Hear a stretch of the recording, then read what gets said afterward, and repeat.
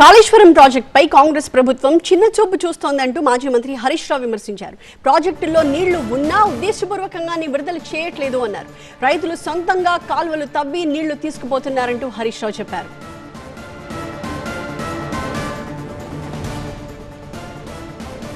మెదక్ జిల్లా చిన్న కోడూరు మండలం చౌడారం దగ్గర బిక్కబండకి వెళ్లే కాలువకి మాజీ మంత్రి హరీష్ రావు నీటిని విడుదల చేశారు.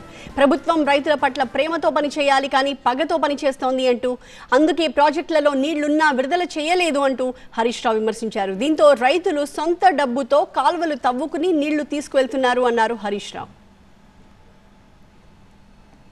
వందలాది ఎకరాల్లో పంట కాపాడడానికి రైతుల కష్టాన్ని చూసి ఇవాళ ఈ కాలువ తవ్వించి రైతులకు నీళ్ళు అందిస్తూ ఉన్నాం.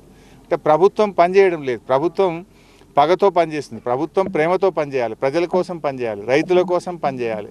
ఇవాళ నిండా నీళ్లున్న ల్యాండ్ ఎక్విజిషన్కి ₹1 కూడా ఇయ్యక ఇబ్బంది పడతావు. నేను నిన్న కూడా ఉత్తమ్ కుమార్ రెడ్డి మినిస్టర్ గారితో మాట్లాడాను. ఉత్సాహంగా ఉల్లాసంగా చదువు సాగాలి, గొప్ప గొప్ప ఉద్యోగాలు సాధించాలి. Vignan deemed to be university. ఇవాళ తక్కువ ఖర్చుతో ఎక్కువ ఆయకట్టుకు నీళ్ళు వస్తుంది అంతే. ఎందుకంటే వడ్డించిన విస్తరలాగా ఉన్నది, బంగారు పల్లెంలో పెట్టి ఉన్నది. ఏమున్నా ఇంత పిల్ల కాలువలు తవ్వితే రైతాంగానికి ఆయకట్టు పెరుగుతుంది. కనీసం ఒక 15-20 కోట్లు భూసేకరణకు విడుదల చేయండి. 1,00,000 ఎకరాలు నీళ్ళు ఇచ్చే అవకాశం ఉంది ఈ జిల్లాలో అని చెప్పి నేను మంత్రి గారి దృష్టికి కూడా నిన్న కూడా తీసుకుపోయాను. అసెంబ్లీలో కూడా ప్రశ్నించాం. ములుగు దగ్గర కోకోకోలా మ్యానుఫ్యాక్చరింగ్ కంపెనీ వచ్చింది. ఎందుకు వచ్చింది? ఇన్ని రోజులు ఎందుకు రాలేదు? కాళేశ్వరం ప్రాజెక్టులో కొండపోచమ్మ సాగర్ నీళ్లు వాడుకోవడానికి దానికి అనుమతి ఇచ్చినాం కనుక కోకోకోలా లాంటి అద్భుతమైన కంపెనీ ఇవాళ ఈ జిల్లాలో వచ్చి కొన్ని 100 మంది పిల్లలకు ఉద్యోగాలు దొరుకుతూ ఉన్నాయి. 1000 మంది దాని మీద బతుకుతూ ఉన్నారు.